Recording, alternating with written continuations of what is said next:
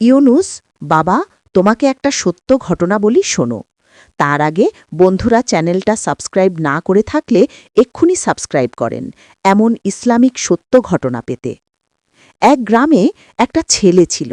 বাইরে থেকে খুব ভালো মানুষ, কিন্তু একা থাকলে গোপনে অনেক গুনাহ করত। সে ভাবত, কেউ তো দেখে না, আমি সেফ। একদিন গভীর রাতে সে একা বসেছিল। হঠাৎ তার মোবাইলে একটা ছবি ভেসে উঠল। সে অবাক হয়ে দেখল এটা তার নিজের ছবি। কিন্তু অদ্ভুত ব্যাপার হলো, ছবিটা আজকের না। ছবিটাতে সে সাদা কাফনে ঢাকা, চারপাশে মানুষ কাঁদছে, তার নিজের জানাজা। ছেলেটার শরীর কাঁপতে লাগল। হঠাৎ সে একটা আওয়াজ শুনল, তোমার সময় শেষ, তুমি কি প্রস্তুত?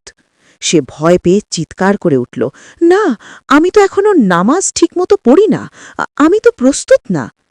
হঠাৎ তার ঘুম ভেঙে গেল। এটা ছিল একটা ভয়ঙ্কর স্বপ্ন।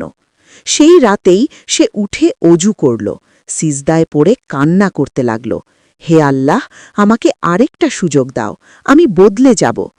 সেই দিন থেকে তার জীবন বদলে গেল। নামাজ, ভালো কাজ সব শুরু করল। শেষ কথা, তুমি কি নিশ্চিত তুমি প্রস্তুত?